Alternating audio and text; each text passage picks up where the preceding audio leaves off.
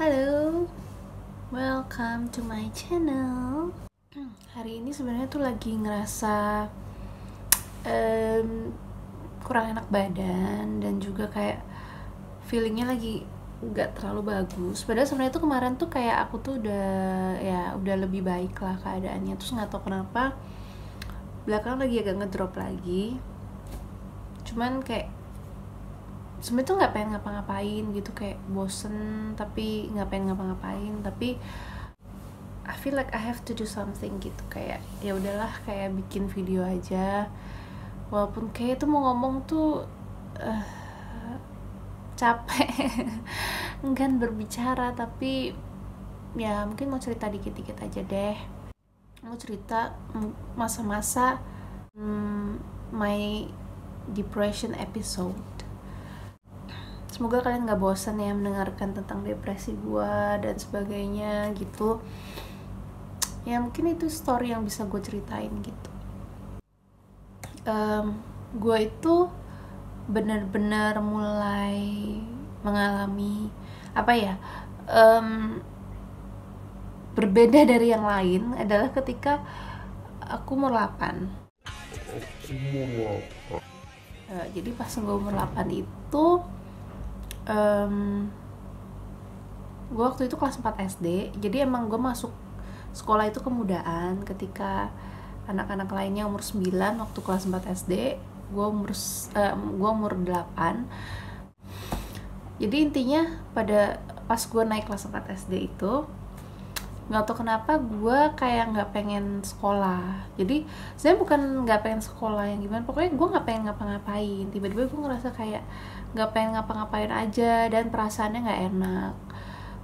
nggak enak seperti apa. Waktu itu juga nggak tahu, waktu itu masih kecil, cuman bisa bilang perasaannya nggak enak. Mungkin waktu itu yang gue rasa adalah kayak ada satu perasaan hampa, dan perasaan seperti susah banget untuk dijelasin sih, jujur banget. Sehingga waktu itu gue cuma bisa nyebut itu alien feeling, karena feeling ini tidak bisa dideteksi. Gue nggak tahu bagaimana menjelaskannya, nggak tahu.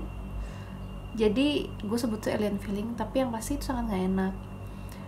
Dan waktu itu ketika gue setiap ngerasa kayak gitu tuh, gue nggak bener-bener kayak ngerasa nggak pengen melakukan apapun dan nggak pengen merasakan itu kan, sehingga yang gue mau cuma tidur. Jadi waktu itu gue kalau udah ngerasa kayak gitu pengennya tidur kayak gitu. Hal lain yang juga gue rasa waktu umur 8 tahun itu adalah gue suka sesak napas. Jadi sesak napasnya tuh kayak bener-bener kayak sesek gitu, sampai waktu itu pernah di ronsen. Cuman kata dokter sebenarnya baik-baik aja paru-parunya. Jadi mungkin ya hal lain lah gitu ya. Jadi gue sesak napas tuh sampai kayak yang kayak nggak tahu orang asma gitu, nggak tahu ya. Pokoknya gue sampai kayak sesak napas, dan gue tuh waktu itu sampai bilang gue pengen pakai itu. Dulu pas kecil bilangnya kayak itu yang masker oksigen gitu, karena kan kalau gue lihat kalau yang di TV gitu, kalau orang udah nggak bisa napas dipakein itu kan. Jadi gue bilang gue pengen pakai itu karena susah banget nafasnya gitu. So, kalau udah sesak napas, gue berusaha untuk bisa tidur gitu, biasa meringkuk gitu kan. Gue pernah ingat suatu hari di mobil dan gue ngerasa sesak napas, dan gue ngerasa kayak takut banget gitu kan. Dan gue cuman bilang gue pengen pakai masker oksigen. Terus gue waktu itu lagi sama papa gue, terus kayak ya nggak tahu, mungkin papa juga harus buat apa ya, kan lagi nyetir juga. Gue cuma duduk di kursi paling belakang dan gue ngeringkuk karena gue ngerasa nggak kuat untuk gue nggak bisa napas, dan gue takut banget gitu. Sampai detik ini pun gue tuh sangat takut yang namanya sesak napas, susah napas tuh gue takut banget. Gue bilang gue paling takut nih kalau sampai mati gue tenggelam gitu, karena menurut gue bakal nggak bisa napas. Gue takut banget. Atau masukin tempat yang gak ada oksigennya, gue bakal gila banget sih, karena gue takut banget yang namanya nggak bisa napas kayak gitu. Gue sering mengalami itu dan sering memuntah, jadi saking kayak susah napas gitu sampai memuntah gitu waktu gue umur 8. Hal lain juga yang gue alamin adalah pikiran gue berbeda dari anak-anak yang lain. Jadi kayak ketika anak-anak lain berpikir ya seperti anak-anak pada umumnya lah, kalian tahu, cuman gue tuh mikirnya tuh kayak jauh banget gitu. Kayak gue tuh beberapa hal yang gue inget adalah gue berpikir hidup selama-lamanya itu kayak gimana, kayak gitu. Terus kayak gue tuh bisa kayak nge-repeat itu, kayak besok ada, besok ada, besok ada, besok ada, besok ada, besok ada, besok ada, besok ada, besok ada, besok. Dan gue ngerasa kayak kok gak ada selesainya gitu, dan itu bisa bikin gue mau sesak napas lagi gitu kan. Gue sering banget mikir tentang selamanya dan besok ada, kok nggak ada kelarnya gitu. Gue cuma nyebut besok ada, besok ada, besok ada terus kayak gitu dalam hati gue. Dan kadang kalau ada nyokap gue cerita sama aku selamanya kayak gimana sih, kok besok ada kayak gitu kan. Terus nyokap gue tuh kayak udah kamu stop mikirin itu ya, di stop aja, di stop gitu. Intinya kayak nyokap gue tuh berusaha untuk supaya gue nggak ngekat gue, supaya gue nggak terus memikirkan tentang besok ada itu gitu. Emang itu cara paling efektif karena emang nggak bisa diapa-apain, nggak bisa dijelasin kan. Mau jelas, nyokap gue sempat ngejelasin sih kayak kita waktunya beda, nanti kita nggak akan tahu, kita nggak akan ngerasa kayak gitu kok waktu nanti di sana, nggak akan ngerasa bosen dan sebagainya. Ya karena kita udah berbeda gitu. Cuman ya waktu itu memang paling efektif ya dibilang gitu, udah stop gitu. Dan gue bener-bener berusaha kayak stop kayak gitu.